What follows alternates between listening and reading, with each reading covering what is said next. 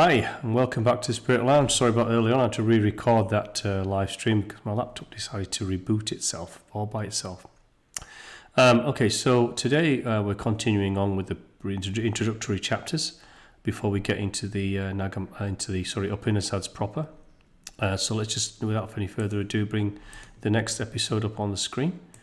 Okay, the next one is about the individual, which is the self, and different forms of intellect, which is knowledge, and ignorance, which is Vidya, which is knowledge, and Avidya, which is ignorance, which are regarded as two forms of knowledge because they are two forms of knowledge. One does lead to the other.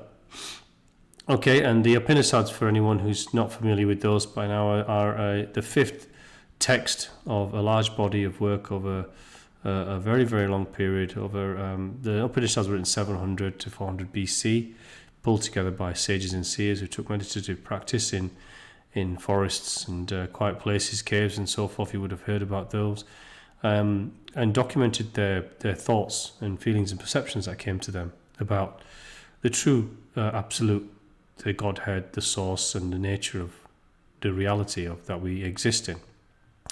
And it's the fifth of four Rig Veda, Samaveda, Yajur, and Atharva Veda, which are the preceding four more well-known texts concentrating on rituals, practice, and these kind of other aspects of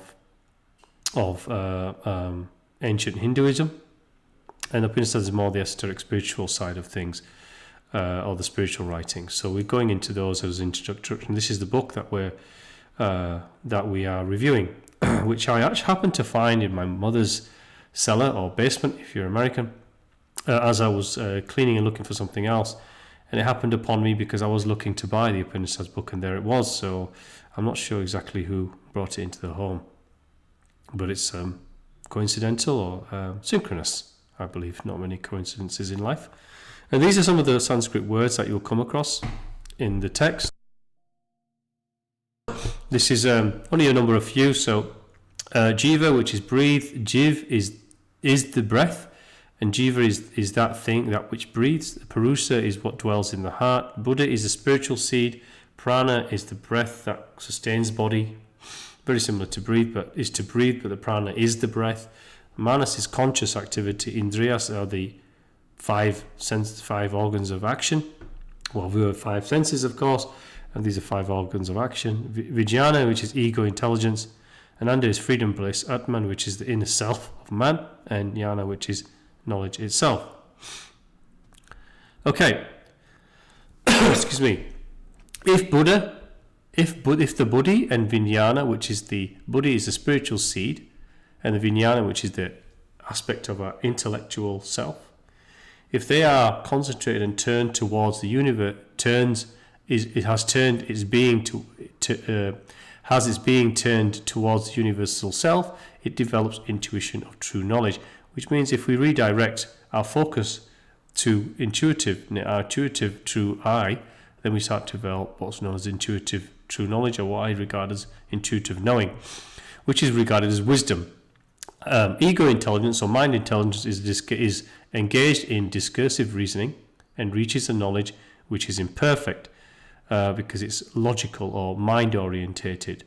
The data supplied is by manas, which is a conscious action or conscious activity, is of sensory mind. It's at an intellectual level we grow up with an external vision of things, and we are besieged by error. Integral knowledge possesses integral knowledge, which is intuitive knowledge, knowing, possesses its object in its truest whole form, and not dividing. It is nothing is divided or in conflict with its all-comprehensive self-awareness. Intuitive knowledge is immediate, and as I mentioned on the first iteration of this video, intuitive knowledge is immediate when we are connected with ourselves truly. It's not something that will come eventually, this state of intuitive knowing. You just look around you, you hear things, the world around you, you start to perceive it immediately for its true reality. But that is when you're truly connected to yourself, to the true I. And that takes time. Then intuitive knowledge will become implicit. You won't have to seek it. It'll be like knowing your own name. It'll just always be there. It's different than the sensory knowledge, which is through our sensory action organs and our five senses. It overcomes the distinction between the knower and the known. The perfect knowledge, it's regarded as the perfect knowledge. Other knowledge is indirect.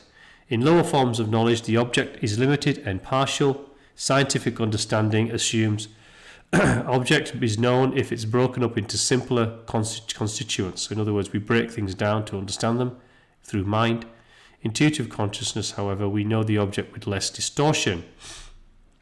Knowledge presupposes unity or oneness of thought, unveiled rather than acquired. That's right, it's an unveiling of intuitive knowing, or a state of self to get to this intuitive knowing, which is where we have that immediate intuitive knowledge coming to us all the time as a constant stream. Knowledge is concealed in ignorance, which it is. So it's behind the veil of the mental ego mind or ego self. Is once we remove that or balance that, temper that, we allow ourselves to go into our true self, which is the divine spirit within us, which unveils the true nature of reality and this intuitive knowing that what we're discussing here. If the latter is removed, the former manifests itself. That's correct. If the ignorance is removed, then intuitive knowledge reveals itself. What we are, that we behold, and what we behold, that we are. This is true because we will only perceive and will only experience, will only attract that which we are ourselves. And we only behold, as in knowledge in this case, or experience or perceptions, to that which we have allowed. So it's true, what we are, that is that what we behold, and what we behold is aligned with what we are, which is thought, our life and our being are uplifted in simplicity, and we are made one with truth. Absolutely, this is something I've mentioned a few times. When once truly aligned with the divine stream of existence, and we are aligning our own lives with that divine stream of infinite possibility, probability, and divine existence. In other words, the path towards the divine center source, our Father, our grace, whilst manifesting a physical life that we wish to experience, but directed through that, life becomes very simple. The trials and tribulations, other than those that we may or may have agreed up front, which are a very small portion of our lives, are moved aside. As long as we're on a divine path, then the divine path is laid out before us. We simply need to walk it, which is why it's simplicity. We are made one with the truth, which is where our lives become simplified in experience. Okay, the report which the mind and the senses give is a misleading report, yet the report is the basis from which we have to proceed. So it's basically saying that we are operating within our five senses, our action senses, our senses, and they are reporting back to us the perceived nature of reality. And this is the basis on which we just execute life from a very foundational place. A distortion of what they really are. So it's saying that what we're presented isn't the reality, it's a distortion of what actually lies beneath. Abstraction of the intellect required to be converted into the actuality of spiritual experience. So we have to abstract ourselves away from the intellectual perceptions of things to the spiritual reality of their true object, in other words. Okay, the empirical, which is verified by observation, which is our sensory objects, may be known by outer observation or inner introspection. So we can see them and we can contemplate them through mind or process what is this through our mind or inner introspection, or called logical reasoning is incapable of comprehending the livable unity of God and man. This is true. I challenge anyone, you'll never reach the connection with the divine grace through your mind. Your mind will process, it's part of the triune, which I call the spirit, the heart, and the mind. But the mind is a processor from what is received from the combining forces of the spirit and the heart. This is where you'll connect to the divine and you'll connect to your own divinity within. The mind is the processor. The mind is not the conduit to that. And this is what this is saying, and I absolutely agree, because this is the passage that I've experienced myself. Reality unites what discursive reason is incapable of holding together. Reality being the true reality. Every atom of life is a witness to the oneness and the duality of God and the world. Absolutely, as we mentioned in our previous video prior to this, everything that exists has the divine breath within it. There is nothing that isn't divine. There is nothing that isn't an expression or a fractal of the one. There is a one, and there are all. Everything is an expression of it within it. A subatomic particle is also an expression of itself, is aware of itself, is conscious of itself.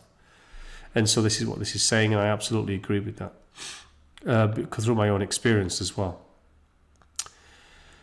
Okay, being can never be objectified. So in other words, the true nature of self can never be objectified or measured through mind. Spirituality is not revealed in the way in which objects of the natural world are apprehended.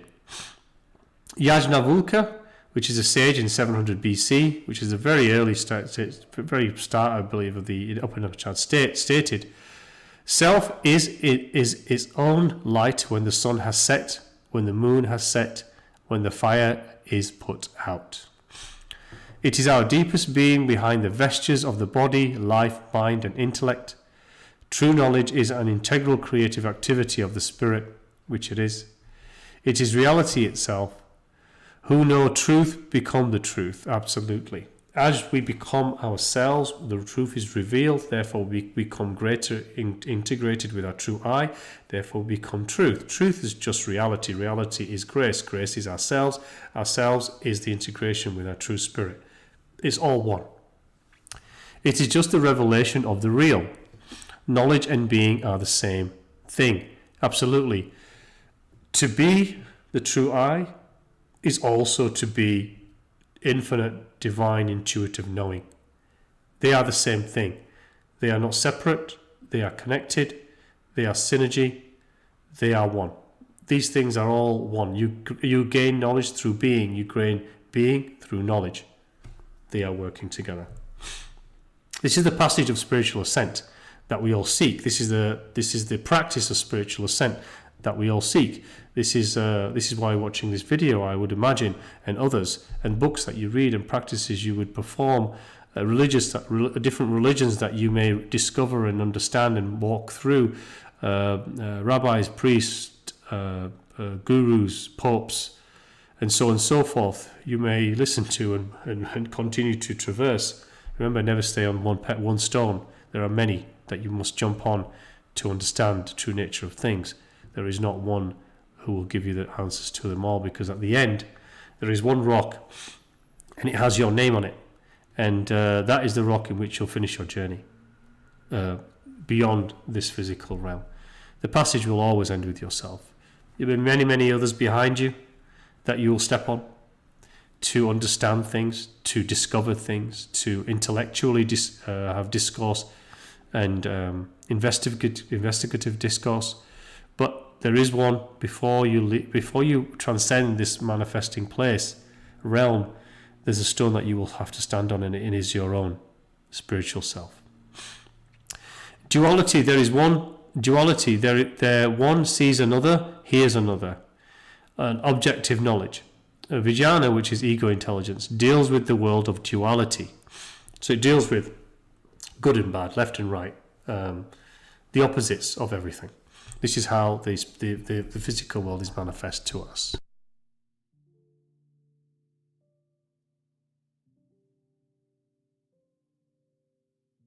So you have some water. Okay. Ananda, which is bliss, is an object of non-duality. So I've got hay fever today. Sorry, apologies for that. Ananda, which is bliss, is subject to the object and non-duality. The objective world is the fallen world. So this is talking about the physical world being the fallen world. We'll discuss that in a moment. Subject is alienated from the object of knowledge. In the fallen condition, man's mind is never free from the compulsion exercised by objective realities and the struggle to overcome disunion. Okay, this is talking about our mind is our concentrated factor. It is once we're attached to that, this is how we see the world through the duality objects that we perceive. And the objective world is a fallen world. It doesn't mean that it's fallen into hell. It just means that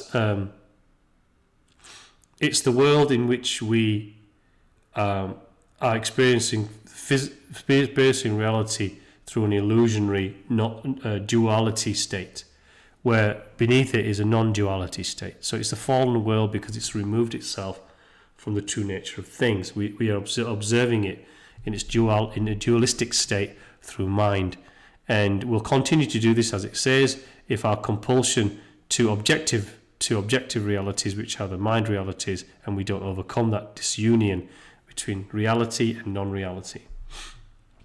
We cannot become aware of a true life if we do not free ourselves from the world of divided and isolated objects. This again is talking about the physical world, detaching ourselves from the physical world. This is not hiding away in a cave or removing oneself from physical things.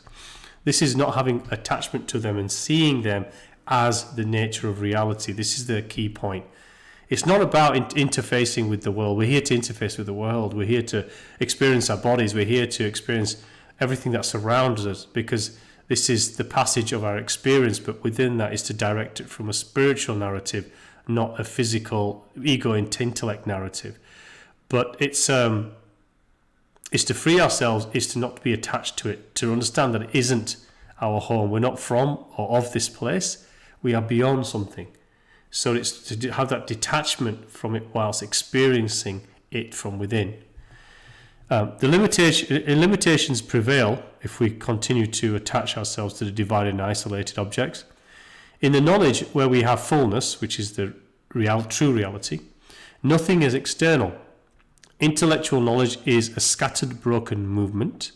Intuitive knowing is unimprisoned by the divisions of space, time, or sequences of cause and effect. So these time and space, cause and effect, which is karmic, are things that we measure or things that we experience, and how the sequential sequence of events that we perceive within the physical objective world.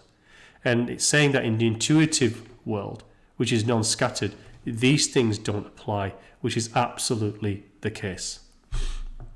The further we move out into ourselves, the further we move inwards and then outward, from within to without, and we go out into this universe in our sensory, in our true eye, the further you go out, the less, in actuality, duality, karmic cause and effect, sequentiality, and time, in some respects, will have impacts upon you.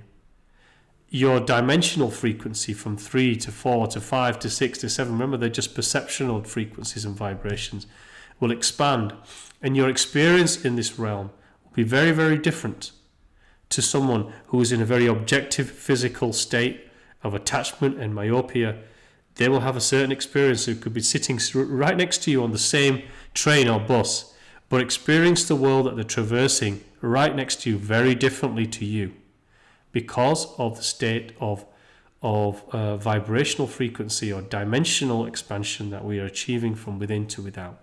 The further we expand out into this universe, the more a life of grace that you will experience and understand. Reality is a fact, apprehended by intuition. So it's saying that there's a physical reality, but the true reality is a fact. It is definitely there. There is an all. There is an all of all things. This cannot be questioned in reality. It can be blocked and then disregarded and dismissed because of mind attachment, but it is there, and all will perceive this in the end, ultimately. The seers of the Upanisads not only have a deep vision, but are able to translate their visions into intelligible and persuasive speech through hints and images, suggestions and symbols. So yes, the Upanisads are not telling you what is real. They are sharing perceptions and thoughts of what was received as interpretations of the all. It doesn't prescribe to you what you must think, you must feel. It's asking you to go on this journey yourself to see if you experience the same things that the Upanishads is stating that was experienced by the many seers and sages that contributed to the Upanishads. It wasn't written by a single group or a person. It was contributed to by many, many seers and sages who, over the course of many hundreds of years, from 700 to 400 BC, passed on their intuitive thoughts and practices from metaphysical esoteric practices into what is now called the Upanishads. The Upanishads distinguish between lower knowledge and higher wisdom. So he's talking about objective, sequential experience and knowledge to intuitive, all divine grace wisdom. Former gives us knowledge of the Vedas, so lower knowledge, which is objective, which is going off into the objective and in between the spiritual. Remember, in the Gnostics it described as the left and the right, the physical, the psychical, and the spiritual.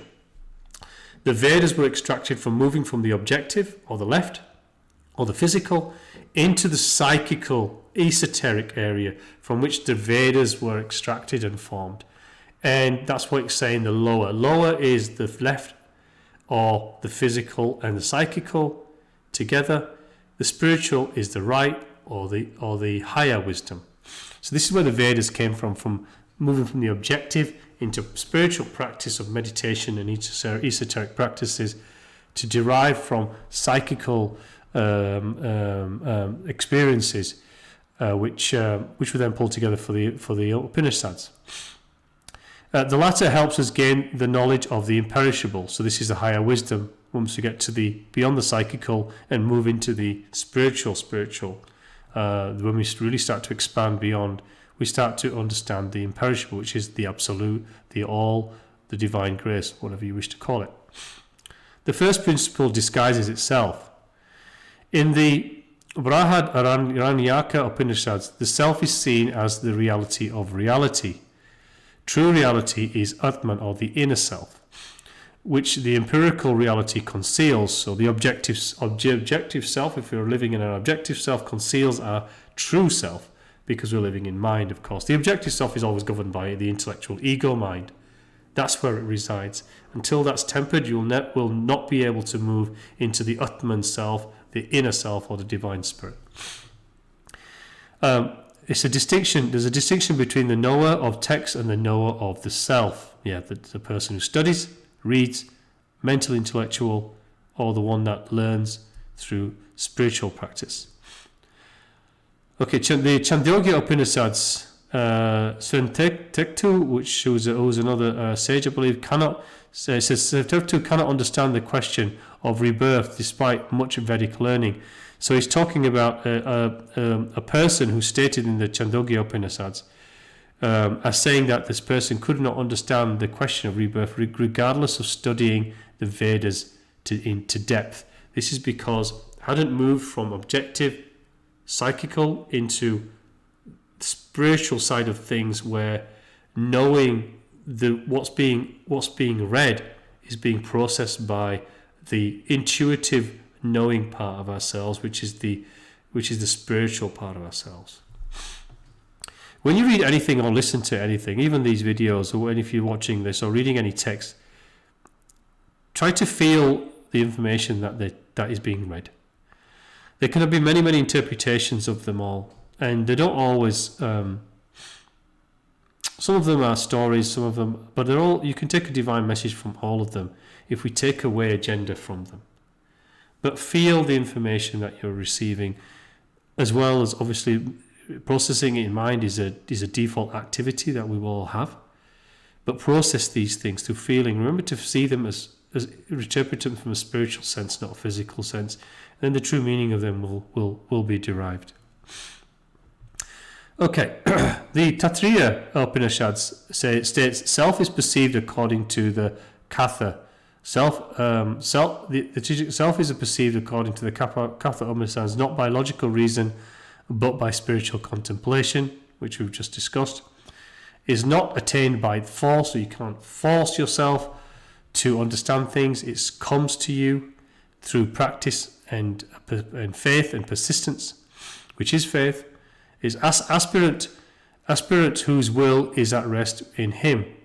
So it comes to those who are basically seeking the divine grace within themselves. They realize God by the clarity of illumination. The Brihadaranyaka Upanisads say, those who put their trust in the intellect cannot attain to a knowledge of Brahman, which is pure consciousness. We've discussed this already. Balsa includes humility, receptivity, and earnest search to attain purity of vision. We require a childlike nature. So this is called a humbling. So Balsa is a state of where we humble ourselves, remove ourselves from an ego position or pedestal we put ourselves intellectually, egotistically, physically. This needs to be humbled. We need to be receptive that we are not the all-knowing thing, that there is more that we must understand, that this is a passage of knowing and growth and expansion, and we must have an earnestness to search for that with humility and openness and grace. To attain the purity of vision, we must be almost like a child to seek, to learn, to allow things to come, but have joy within that journey also. It's tranquilizing the senses, simplifying the heart, and cleaning the mind. Absolutely. These are the hardest things before a spiritual practice is truly embarked upon. It takes time, but it also could take lifetimes. We're not going to ascend in a single lifetime. We're not going to transcend different states of vibrational frequency in a single lifetime. It can take many, but start the journey in earnest is the message here. Okay, it is through quietening the striving of the will and the empirical intellect that the conditions are realized for the revelation of the Supreme in the individual soul.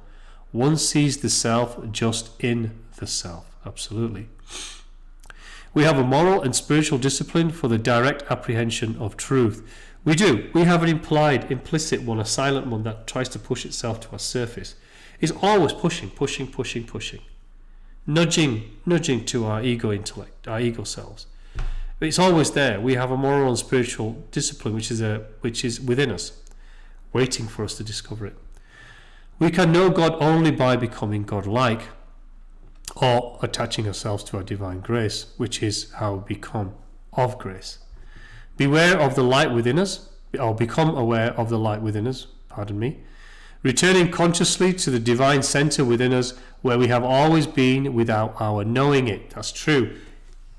We are always there, but our actions, words, thoughts, and intentions could be directed by our ego selves, moving us away from our internal light.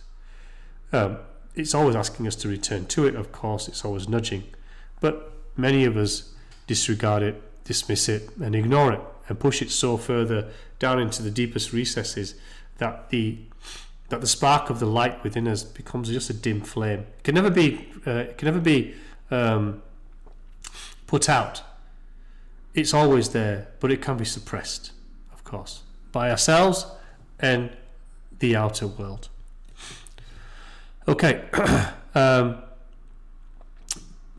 where were we? Divine center without us knowing it. Detachment, which is Vidya, is the essential means for the attainment of wisdom, which is jnana. Yes, it's detachment from the attachment to physical things. It's not the running away of physical things. It's not the running away of relationships. It's not the running away of things. It's just not the attachment to them, not the need for them, not the focus that they are the only thing and we must have this, we must attach. If we do not have these things, then our life is not whole.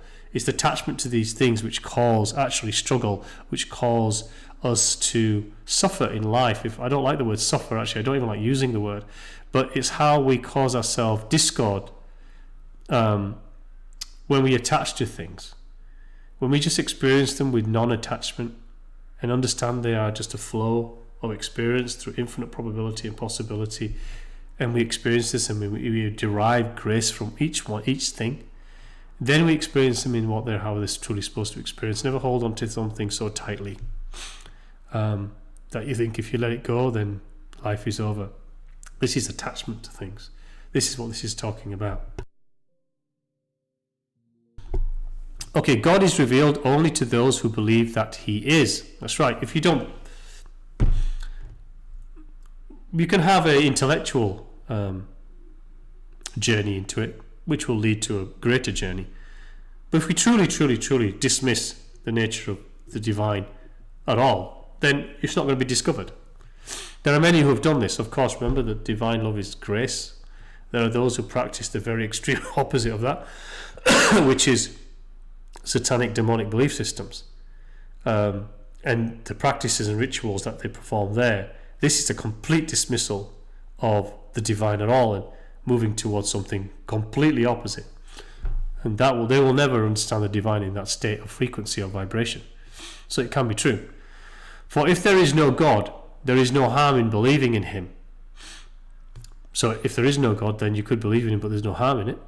If there is a God, the atheist would suffer. Only in perception. It'll take multiple lifetimes to people to understand that there is a divine all. And remember, after each lifetime, we'll soon understand that anyway. But it's when we come back into the ignorant state of life that we seem to detach ourselves all over again. Have faith as trust in the universe is a starting point to spiritual development, which it is. Trust is another, to trust the universe, or rather the divine, to lay the path out for you and to you, is quite a difficult thing. It's easy to say, but we all sometimes drop away from that from time to time. I know I do, but I do very quickly come back to it. But we are not experiencing perfection in the realm of perfection, so we are going to have periods of distraction where we need to just forgive ourselves for those tears of misdirection and just return back to the path as soon as we can when we find ourselves drifting away. Navalkya, which is a hard word to pronounce there, the names, says, your life will be just like that of people who have plenty of things, but there is no hope of life eternal through wealth. Maitreyi said, what shall I do with that which will not make me immortal? Again, talking about material things here, the acquisition of more and more material things will not make life eternal, will not be eternal, or understand eternal life through wealth. And immortal is the same kind of thing. You cannot achieve that through the acquisition of wealth either. Okay, ethical preparation is insisted on. It's kind of implied, really. Embarking on a spiritual practice or journey implies that you become more ethical and moral within your action, words, thoughts, and intentions in life. But this is what it's saying. Ethical preparations is what it's saying to us. It says, abstain from wrongdoing. Our moral being must be purged of evil or negative intention, in other words. The Sarvepalli Upanisads tells us we should cleanse our natures to reach the goal, since even a mirror can reflect an image properly only if it is cleansed of its impurities, which is a very good statement. Renounce selfish desire, material possession, bereft of egotism. The path is sharp, it's hard to cross and difficult to tread. It absolutely is. We're not here to be perfect, remember. Forgive yourselves for your indiscretions and your falling away in return. We'll always do this many, many, many times on your passage. Forgive yourself for these things. You're not here to be perfect. You cannot be perfect in this world. It's not possible to be perfect in this vessel. We're perfect only when we are in only spiritual form anyway. So don't worry about trying to be perfect. But try to live as moral and ethical life as you possibly can by guiding your action, words, thoughts, and intentions through the divine force of grace within you. This is what this is saying. But to do that also we must drop away from the excessive ego intellectual state of dismissal of physical bodies or the attachment to things, which is where it says renounce from selfish desire, material possession and so forth. It's not throwing everything away and living in a cave, but it's not having attachment to these things and just not seeking wealth and property, attachment to physical things above all other things. And the path is difficult to tread regardless of that. It's a difficult path because it will challenge you to yourself. You'll see the reflection in the mirror with all your impurities, and it will force you to address them. It'll force you to address the mirror, the image that you see before you.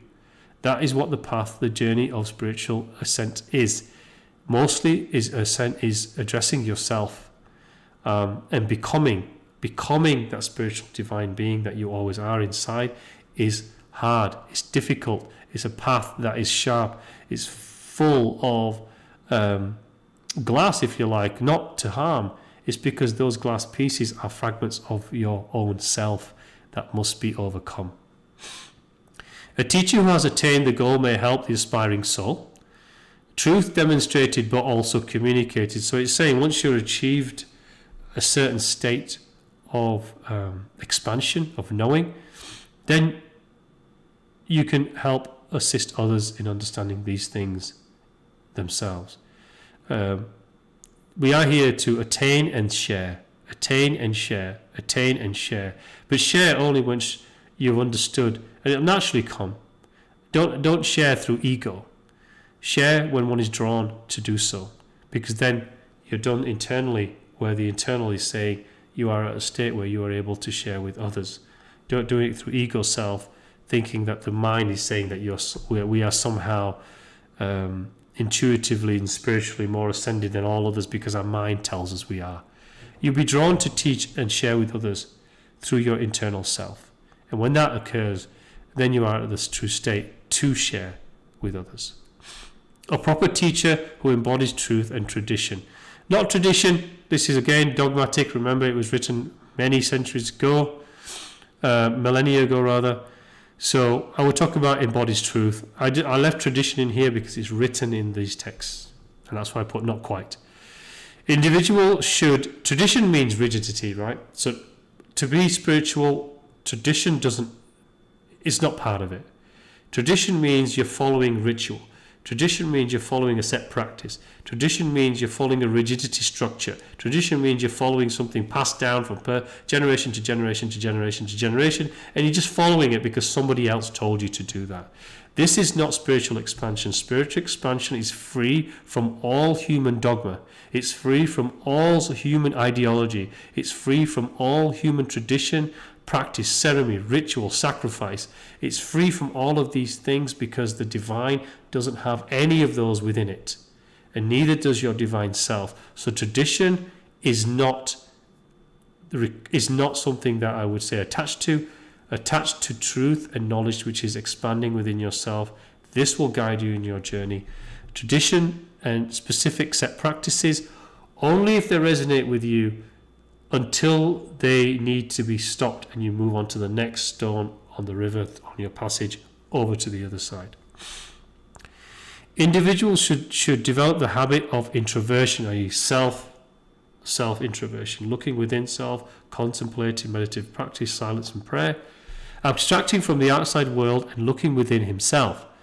We get behind knowing, that's true. So once we're silent, meditative practice, prayer, harmony and contentment, you allow yourself for knowledge to come before you, which means then you are behind knowledge and able to see and receive it from in front of you, metaphorically speaking. Willing the essential self and the God within to rise. We cannot hear the voice of the still spirit in us so long as we are lost in vain talk, which is ego, intellectual talk, discourse, ideology, doctrine, tradition, all these things, of which humanity is engulfing and drowning in today. Empty desire's mind must strip away its outer sheaths in complete detachment. This is where Buddhism really preaches detachment. Remember, this channel is not going to ask you to follow anything. Gather them all, because Buddhism has a message, a component message. Christianity has a message, a component message. Gnosticism has a message, a component message. The Nagamadi, the Vedas have a message, a component message. Zoroastrianism has a message, a component message. They all have something in which you can derive. But there will come a state when you need to move on from that study and unveil from within yourself as a single pursuit forward. And knowledge and external things will come to you along that path. But all of them need to be understood or digested in some way. Those that are resonating with you. Doesn't mean you should go through all of these scriptures. Not at all. Only if they resonate with you, you could already understand them internally and deriving them from yourself, so therefore you don't need them. You already understand the main principles that text or scripture is offering. But there is no book that will tell you the single truth, and that's what this is saying. Okay, an inward quiet attention. The Mundaka Upanishad says is a need for concentrated attention and undistracted effort. Okay, meditation are advised. Symbols support meditation. Use the symbols which are most in conformity with our personal tendencies. Absolutely. You can use none, you can use one, or you can use many. It doesn't matter which symbol you use. If it has a connection to you, use it. Absorb it. Hold it towards your chest, your skin. Here. This is where your spirit resides. Under your clothing, you do not need to express it outside of the clothing. The symbol you wear should be against your skin, your body, your energy body. To absorb you, it will absorb you. And I have my own symbol. I have the Om symbol I've mentioned many times. It's right here. I never take it off. It's always against my skin. I don't need to show it. Why? You don't need to show symbols. This is ego. This is mind. You need to keep it towards the skin, and this is absorbing your energy. It'll help you meditate. If you need beads, use those. Whatever it is that you resonate with and is in conformity with your personal leaning or emotional spiritual connection to. You may change them over time, but use whichever symbols or beads or chains or necklaces you wish. Okay, it is said that the self cannot be realized except by those whom the self chooses. This is saying that you choose to attach to your internal spirit through practice and the journey, and therefore that self chooses to attach to you. It's one and the same. It's possible through the divine. It's possible through the grace of the divine. God's vision is the fruit of strenuous effort and divine grace. I won't say it's strenuous effort. It's a challenging path. Only the spirit in us can raise us to the spiritual status. Absolutely, we have to attach to that spirit within us. The real, which is the true reality, the all, is a basis of this unfolding world of things and minds. Absolutely. It's the thing, it's that which expresses all out from within it. And it's expressed initially as a thought. A thought is through an intention. Manifests energy into a process of creation, transformation and destruction, and creating what then manifests the universal playground in which we find ourselves today. We do not do much hold the idea of the real as the idea holds us. So this is saying we don't think of the idea. The idea is the real is always there. We don't hold the idea of it in our minds. The real holds us within it, and we discover it through ourselves. Okay, Vidya, which is wisdom, and Avidya, which is also which is ignorance, are two ways of apprehending reality. Remember that ignorance is the objective world, is also knowledge, can lead you towards Vidya, which is spiritual wisdom as well. We can also be led to understand ignorance by understanding more wisdom. Both are true. Both forms of relative knowledge. Vidya stresses the harmony and interconnections of all things, which is wisdom. Avidya, which is ignorance, concentrates on separateness, mutual dependency, the object, and strife. Vidya helps us appreciate the divine ground and the nature of the direct experience, by which we can attain Brahman, which is pure consciousness. Religion is also empirically verifiable if willing to submit to a discipline. This is what we mentioned before. The spiritual passage may take you through many religions. It may take you through many religious scriptures. They all have a message. They can be verifiable objectively through mind, if we think them, but it's a spiritual message within them, which they all have, regardless of where they came from or what agenda they were derived for and what purpose they were truly derived for, the text, the religions and so forth. If we put all that aside, within them is a spiritual message which cannot be hidden, even through an agenda, even if a religion is created to control man. The religion, if it's to touch the spirit of a person's heart, it has to have a divine message in it, otherwise nobody would follow the religion. So a spiritual text cannot be devoid of a spiritual message, no matter even if its source is of a distracted one, of an agenda-driven one. Otherwise, it would not form anything that anyone would follow. So every text has a spiritual content because it must have one if it's to be followed by anyone for any reason.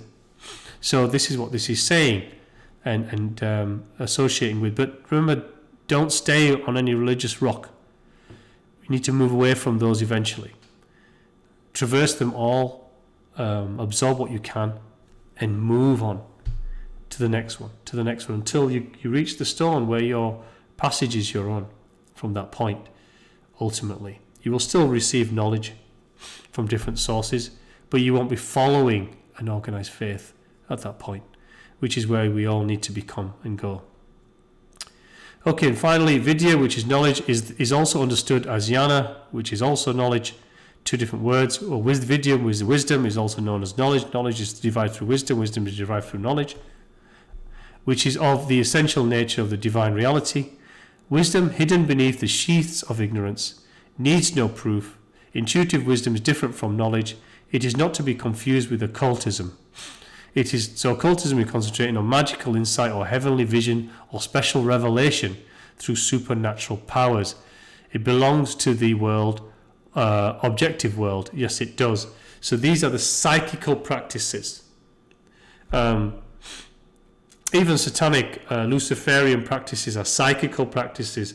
So you've got absolute ignorance in here, and then you've got this where people like to dominate by using universal force, universal energy for their own ends, either positive or negative. This is the occultic side of things. Occultism also is the derivative of knowledge. So the Vedas could be called an occultic practice. Meditation could be called a occultic practice. Yoga could be called an occultic practice. Prayer could also be called an occultic practice. Why is it? Because it's psychical. It sits within the psychical realm of things. It depends on the intention in which that passage is approached. And this is what this is saying. True wisdom is where you move through that into the true spiritual nature of the true I. You're governed by the nature of grace, true grace within you, not the psychical realm in which many, many, many live and stay, and others seek to dominate and control through very dark practices within that realm also. Between the physical and the superphysical, which is the psychical, this is what's called the occultic realm, or the psychical realm. Reached by the five senses and the sixth sense. Wisdom is pure reason, a fundamental truth. It's possession of the soul. It mediates on itself. Wisdom is eternal. It cannot be destroyed, though it may be obscured. Absolutely. We can obscure our divine light by ourselves through our own ego intellect, which together with the world is designed to take you away from your divine grace. It is. Everything around us, stimuli, is designed to push you into the material, into the physical side of life.